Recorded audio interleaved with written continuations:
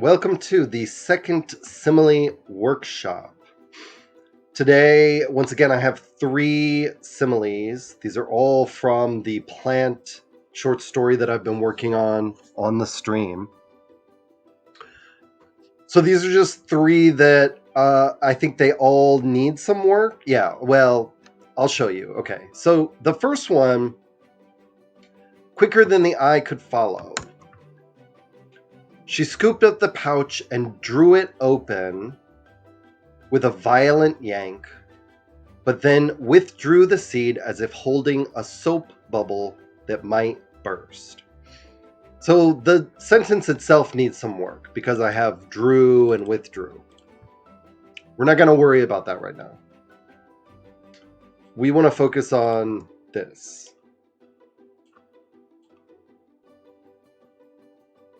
As if holding a soap bubble that might burst. So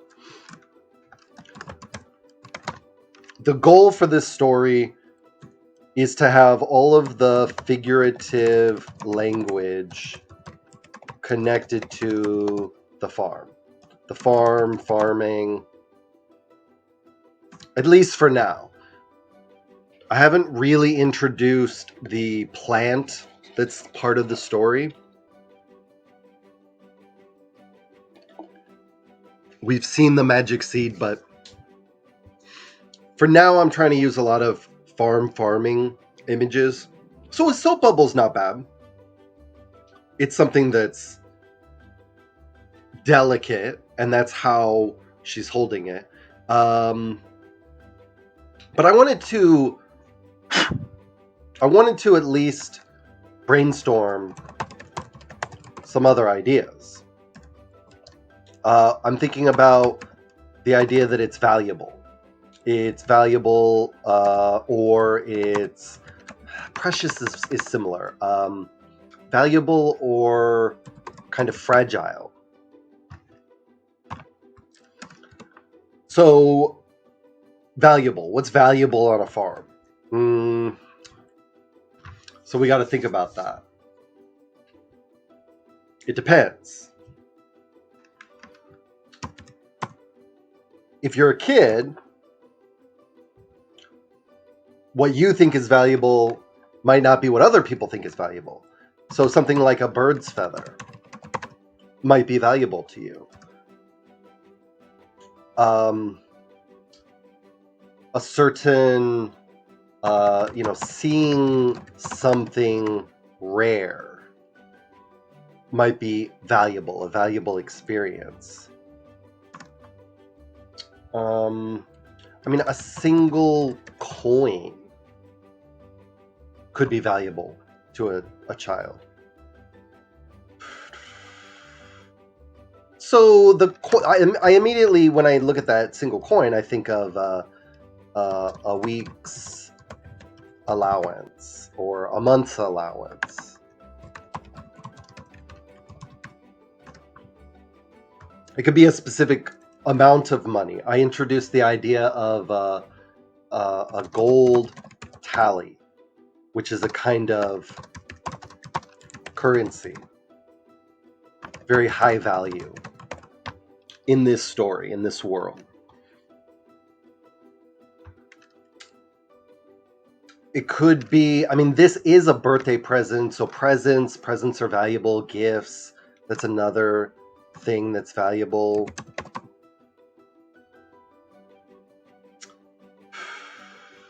The bird's feather, though, the soap bubble, I'm still pretty happy with that. I'm just trying to see if I can think of anything that might be better.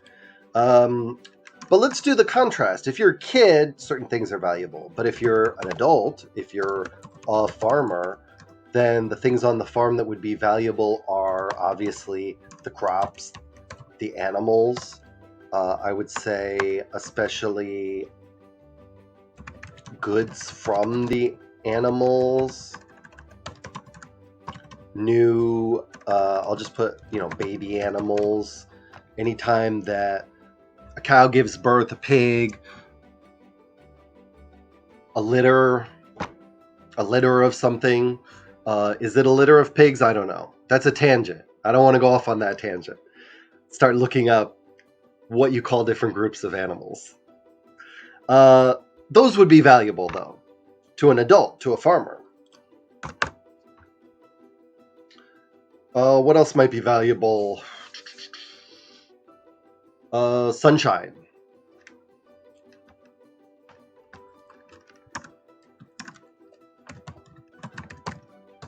Just good weather in general would be valuable to a farmer. So none of that really immediately inspires me, though. I mean, as soon as I started thinking about sunshine, I had this image of a ray of sunshine, but as something that you could hold, but it's not really going anywhere in my mind immediately. She's hiding it, so she's protecting it.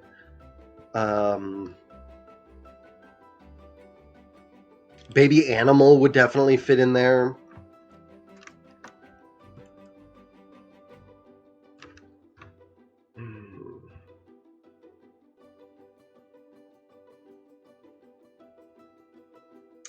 See, I honestly, I feel like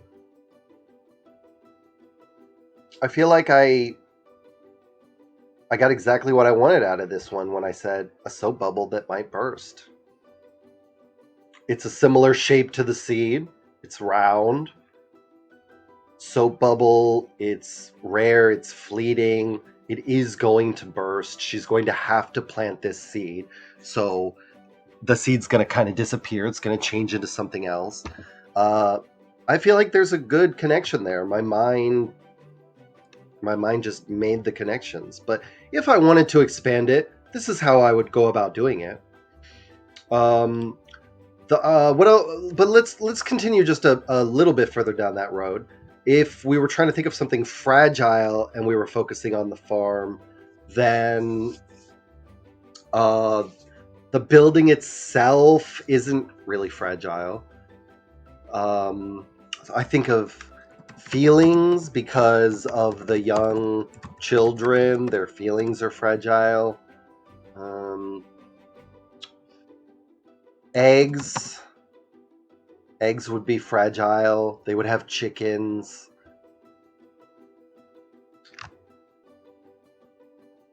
I mean, you have tools. The tools are kind of strong. I mean, they need to be strong.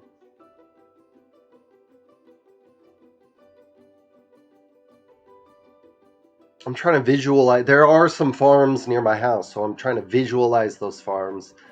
Think of what would be fragile. Maybe not anything that's technically farm specific, but something like snow, icicles.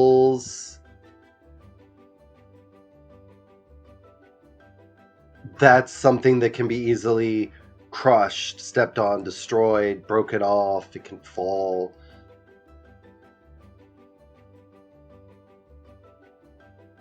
So that's how I would explore that one. But as I'm doing it, I feel very confident about what I already have. So let's look at the second one. This one definitely needs some work.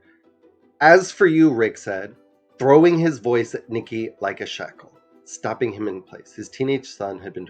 Well, okay, so I don't know if it's going to need a lot of work, but we have like a shackle, okay? He's throwing his voice. That... You don't throw a shackle, right? So we would have to rework the language right there. What do you do with a fastening? So let's go down. Let's go down and just have some clean space. We could say fastening Nicky in place with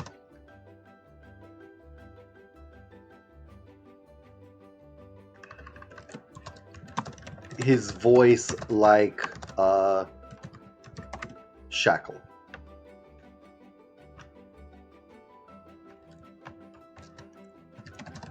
We could say with his words. I don't think we need with his words.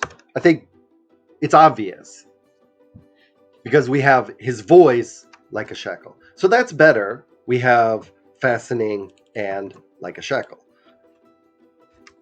However,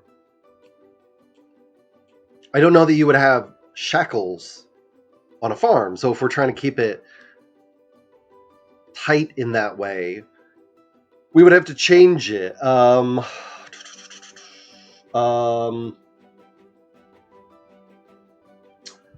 the thing that I think of immediately is animal pens. You have animal pens. So I'm thinking trapping him as securely with his voice as an animal in its pen. Something like that. But then I'm also thinking about, as a farmer, you would probably whistle, call to the animals. And you might have something, some kind of tool. What would you use? How do you... the horses go out. You would have to get them back in. You might have a lasso. You might have some kind of whip. I guess. I don't know. That's not bad. That trapping him as securely with his voice as an animal in its pen. That's not bad. That's not bad. I think we could keep it as animal, suggesting that Nikki is a kind of animal. The sun is a kind of animal. We could say trapping him as securely with his voice as an... we could choose a specific animal as a pig in its pen. Pig because P and P. Pig pen. Just that tiny little bit of alliteration. Trapping him with his voice as a pig in its pen. I wish I could think of something that is similar to a shekel, though. Something that's not... as...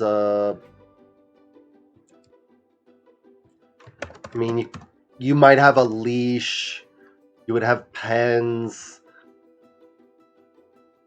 Most of the animals, they would be in some kind of enclosure. They're not really going to be chained up in any way.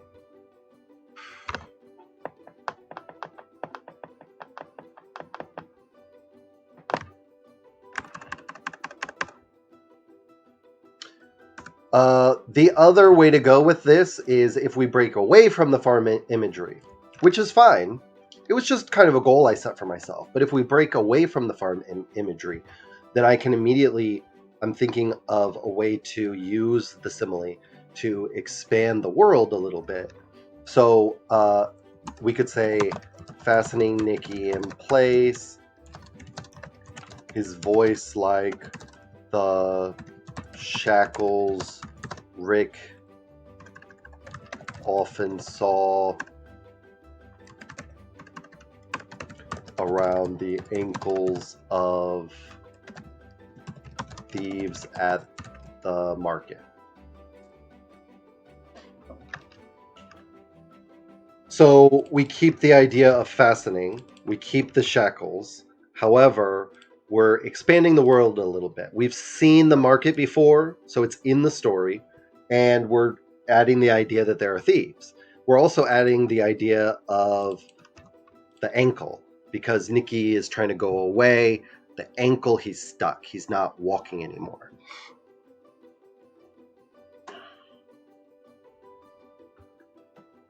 I don't know about often.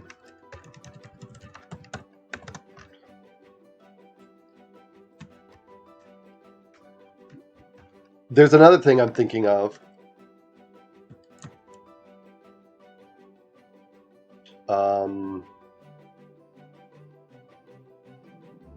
their legs bound while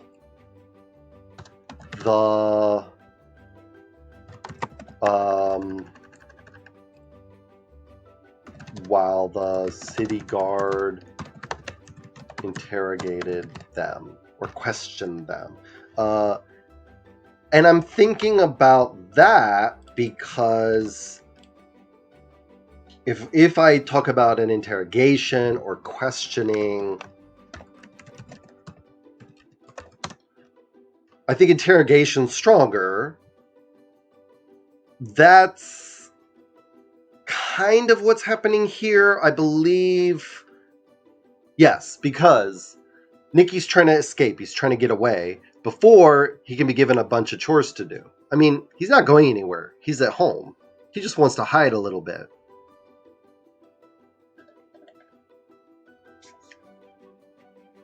But what's about to follow is a kind of interrogation.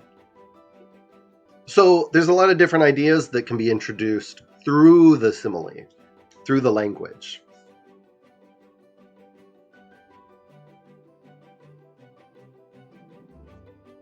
Now, which one do I like? That's the question.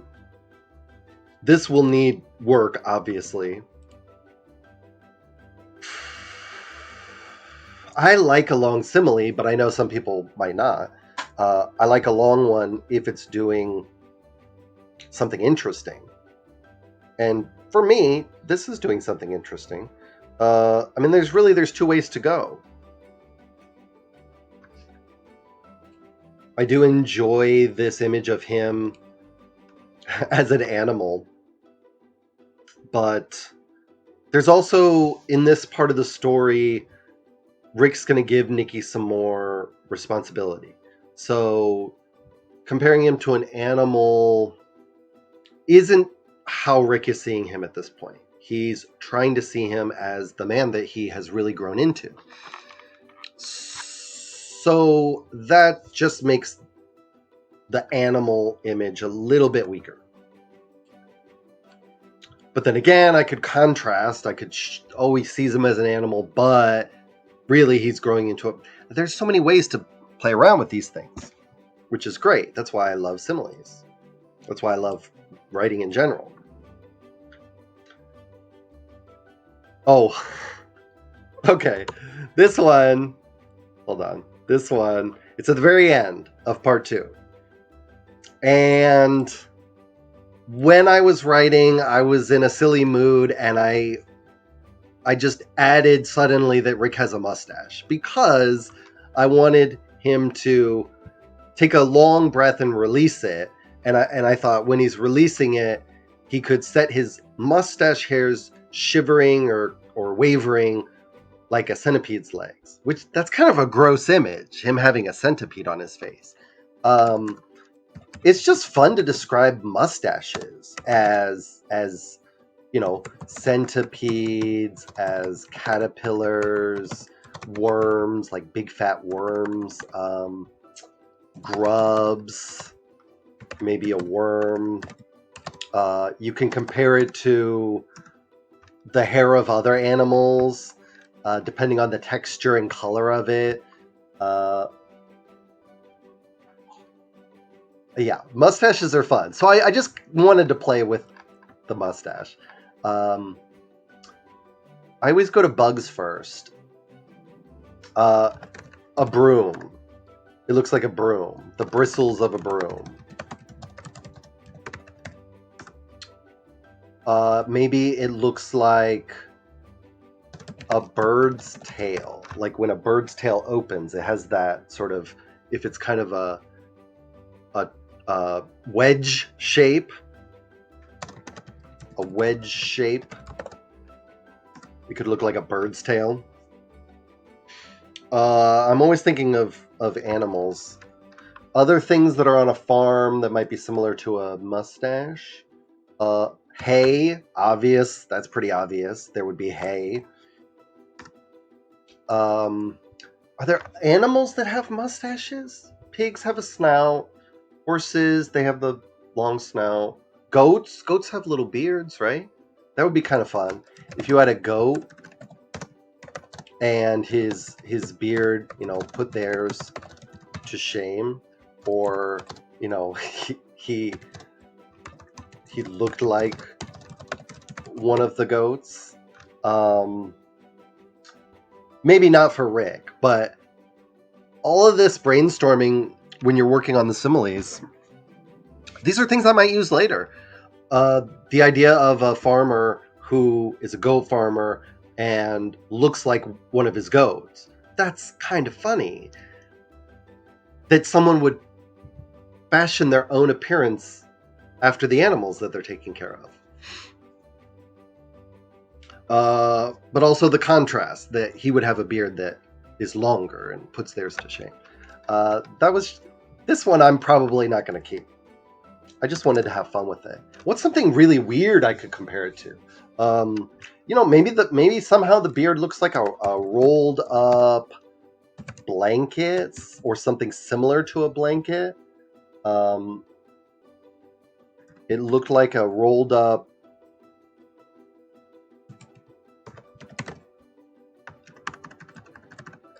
rug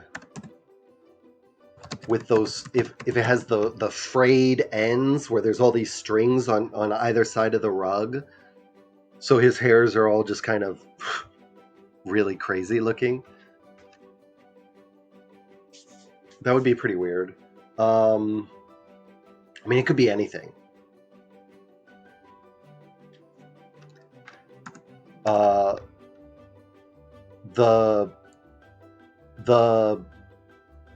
The hairs of the mustache could prick more sharply than a goblin's dagger. They could be really pointy. They could hurt. Really, bristly. And bristly, that's such a good word. Bristly.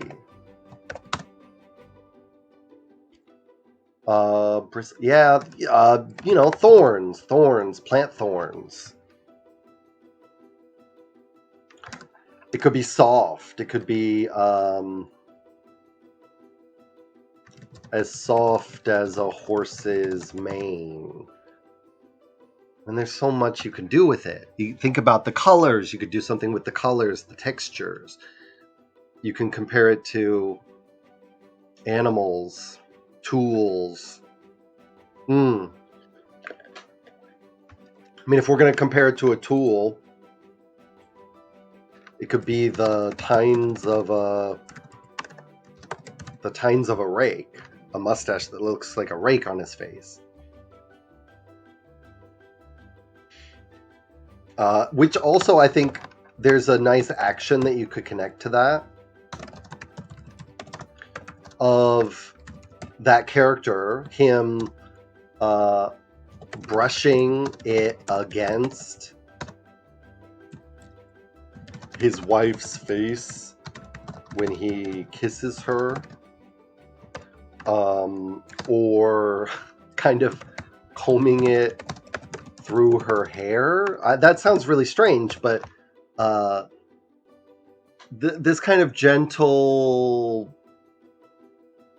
that's kind of weird, but maybe combing it through her hair, using his mustache as a comb on someone else's hair. It's weird. It's really weird.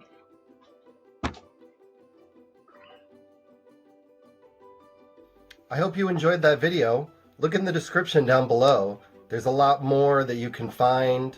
My blog, my self-published novel. I have a stream on Twitch, and there are a lot of other YouTube videos. From the Height of a Mind, I'm Mike.